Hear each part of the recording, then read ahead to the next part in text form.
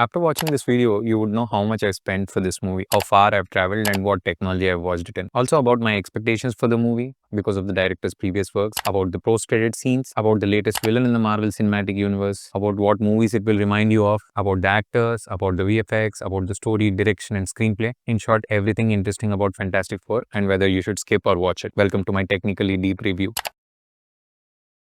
I spent almost 450 rupees to travel to a theater called Prasad's, which was an IMAX and the largest IMAX in the world back in 2003. Sad that Hyderabad doesn't have any IMAXs now, while it had one of the first IMAXs in the country. It is still the third largest screen in the country. It is 5 times larger than a normal PVR screen. Watching movies in this huge theater is the best way to watch. Now you know why I traveled so far. July 2025 has been a special month for movie fans because of two reboots, Superman and the Fantastic Four. I remember loving the first Fantastic film as a child with Jessica Alba and the others. By the way, Jessica Alba looks the same as she did 20 years ago. Wonder what her secret is. My first introduction to Captain America was from that film. Watching the graphics, Silver Surfer blew my mind as a kid. They tried to make a reboot 10 years back and it failed. So naturally, they tried to reboot it again with a new cast and crew. But this time, the stakes are high. If you remember, the last few Marvel movies didn't impress us as much. Marvel is kind of having a slump after the grand Avengers Endgame and the Spider-Man. They are desperately trying to have a hit and probably they've succeeded to a level in this. Fantastic Four is nothing fancy, but it gets all the basics right. The actors have done a pretty decent job with their acting. They never let us down. Vanessa Kirby acts as Miss Invisible. The last time I saw her was in Tom Cruise's Mission Impossible Dead Reckoning and she was a Russian fighter in that. I thought she was okay, but in Fantastic Four, she steals the show. The entire story revolves around her and her baby. She balances between being a superhero,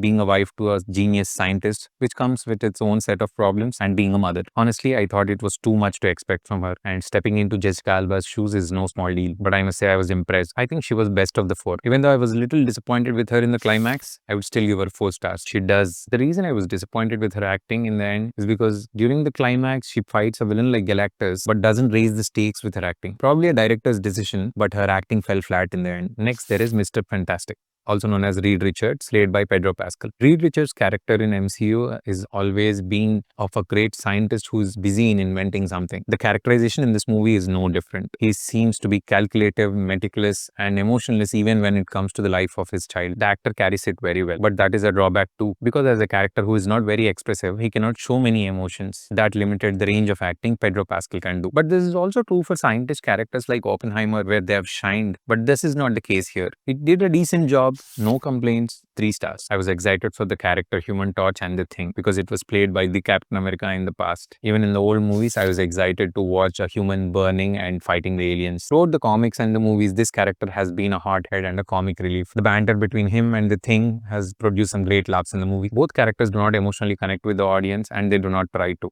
They're just there for the fun and I'm cool with that. 3 stars for both of them. Now comes my favorite character in the film, or should I call him a computer-generated villain, but nevertheless an important character in this film, Galactus. I guess Marvel fans have been waiting for a while for his arrival because the whole theater went nuts when he came. I was thoroughly thrilled with his appearance. Just the sheer size and scale of this character in a huge screen was amazing to watch. It was something out of the world. Even Thanos would look like a small kid in front of Galactus. The graphics were impressive too. The fight scenes between Galactus and the Fantastic Four in the climax was pure fun. I talk about the VFX department a little later, but Galactus gets my appreciation.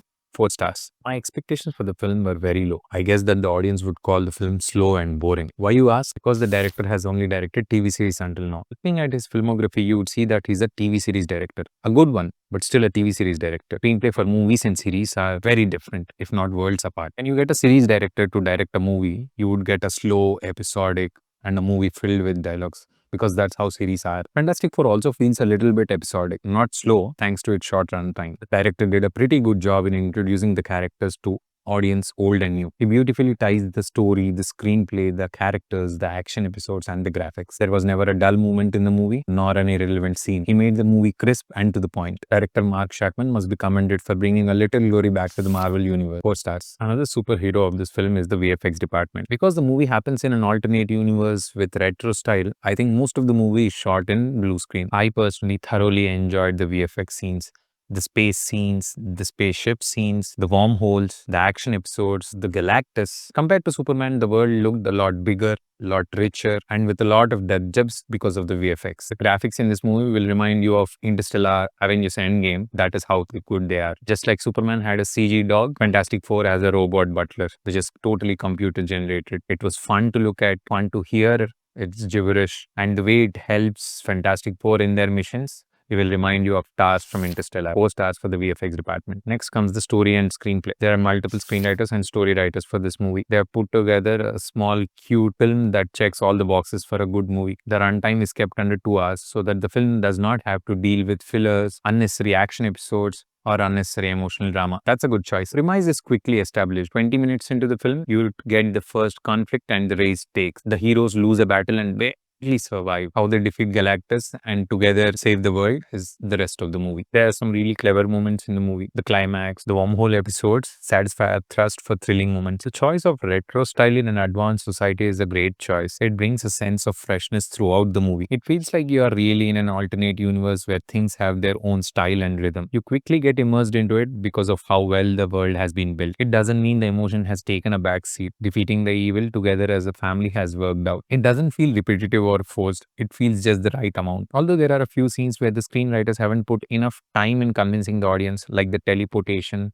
the public backlash, but they seem minor in the grand scheme of things. 4 stars for such a collective effort. Here comes another underlying theme that runs throughout the movie, the fun. For a lot of episodes, I was on the edge of my seat and thanking the movie gods that I was in for such a nice ride. Here are the lists that I had fun watching in the movie. Powers of the Fantastic Four were fun by virtue. Ways the Silver Surfer overpowered the Fantastic Four. Galactus Planet, the Galactus himself, space travel episodes, the banter between the Human Torch and the Thing, the way Galactus walks through New York, post-credit scene where yes, there is a post-credit scene and you should not miss it for the world. I'm not going to spoil it for you, but like Marvel did it in the beginning, there are some important characters introduced at the end of the movie. In conclusion, I would be generous and rate this movie a 7.8 on 10, and it's a must-watch in the best theater possible. See you at the next good movie.